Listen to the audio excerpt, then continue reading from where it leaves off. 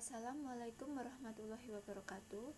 Saya Miranda Chandra Novariantika. Di sini saya ingin mempresentasikan hasil PowerPoint saya yang berjudul Dialektika Akal dan Alam Semesta pada mata kuliah Islam dan Ipteks.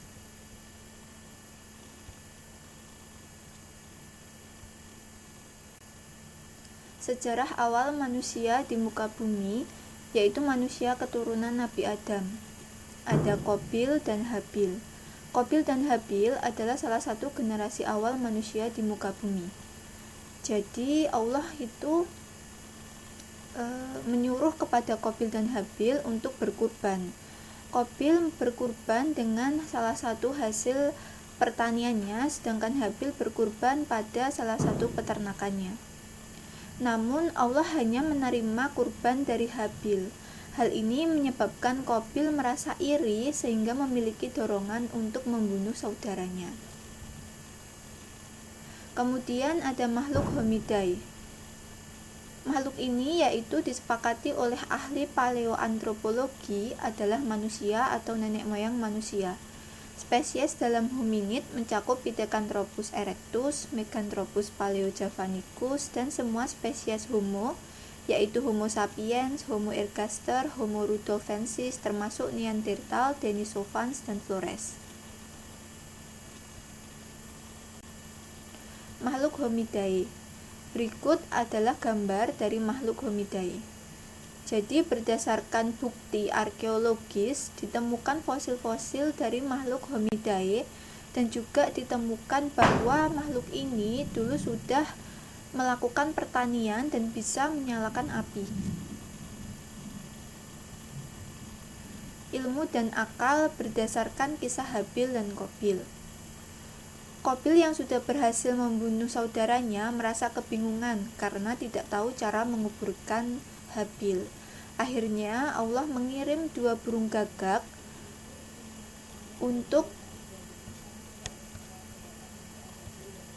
mengirimkan dua burung gagak yang menggali-gali tanah dan menguburkan salah satu burung gagak yang sudah mati.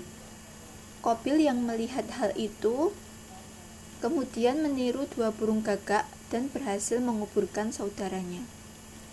Kisah Habil dan Qabil ini sudah tertera pada surat Al-Maidah, yaitu pada ayat 31, yang artinya kemudian Allah menyuruh seekor burung gagak menggali-gali di bumi untuk memperlihatkan kepadanya Qabil bagaimana seharusnya menguburkan mayat saudaranya.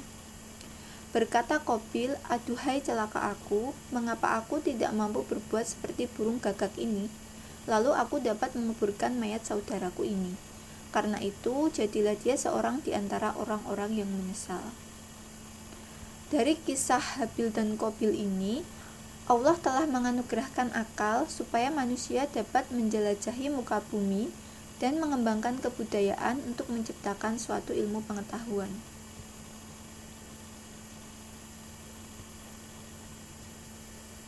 Kemudian ada monoteisme dan politeisme. Bagaimana hal ini bisa terjadi? Monoteisme sendiri yaitu Tuhan yang satu. Artinya manusia hanya mengenal satu Tuhan. Tapi seiring perkembangan zaman, perkembangan bangsa-bangsa, maka lahirlah politeisme. Politeisme sendiri yaitu aktualisasi Tuhan mulai disebutkan berbeda-beda seiring dengan perkembangan bangsa-bangsa. Jadi manusia pada zaman ini berpersepsi bahwa Tuhan itu menjadi sosok yang berbeda-beda. Contohnya saja di Babilonia yang sudah maju ilmu pengetahuannya seperti astronomi, matematika, dan sistem sosial yang kompleks, tapi mereka masih menganut politeisme yang akut, sehingga mereka masih menjadikan berhala sebagai Tuhan mereka. Mereka masih gagal menemukan apa arti Tuhan yang sebenarnya.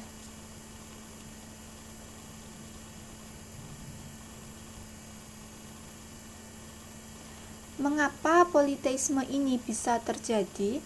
Faktornya yaitu karena adanya penguasa tirani despotik. Contohnya saja yang pertama adalah Raja Namrud. Raja Namrud mengendalikan kekuasaan politik di Babilonia yang berambisi untuk mempertahankan kekuasaan dengan menganggap dirinya sendiri sebagai jelmaan Tuhan.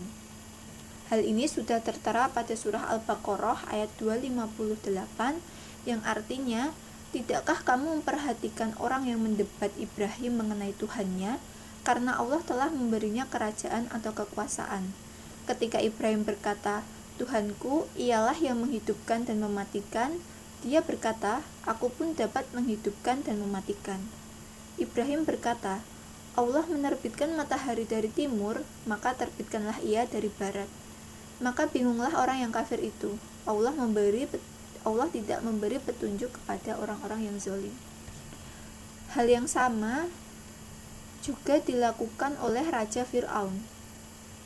Raja Fir'aun juga menegaskan dirinya sendiri sebagai Tuhan, sehingga kaumnya wajib untuk menyembahnya layaknya Tuhan. Hal ini juga tertera pada surah Al-Qasas ayat 38 yang artinya, dan Fir'aun berkata, wahai para pembesar kaumku, aku tidak mengetahui ada Tuhan bagimu selain aku. Maka bakarlah tanah liat untukku, wahai Haman, atau untuk membuat batu bata. Kemudian buatkanlah bangunan yang tinggi untukku agar aku dapat naik melihat Tuhannya Musa. Dan aku yakin bahwa dia termasuk pendusta. Sedangkan kelompok manusia lain yang tidak terserap dalam kekuasaan politik maupun memilih membangun kepercayaannya sendiri dengan menghubungkan alam sekitar. Mereka mengembangkan konsep agama yang berperspektif pada alam dan juga paganisme.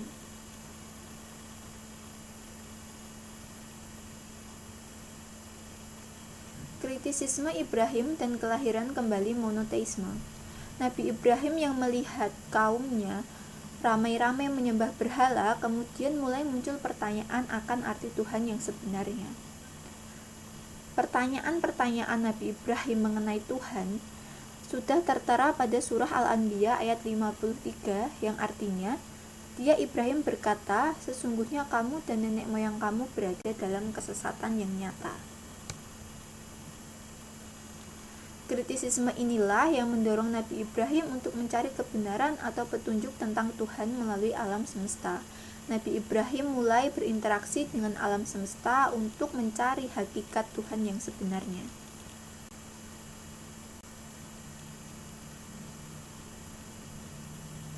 Melihat dari kisah Nabi Ibrahim, ilmu pengetahuan yang didapatkan melalui alam semesta seharusnya bisa membantu kita untuk menemukan kebesaran Allah melalui ciptaannya yang menjadi salah satu visi Islam.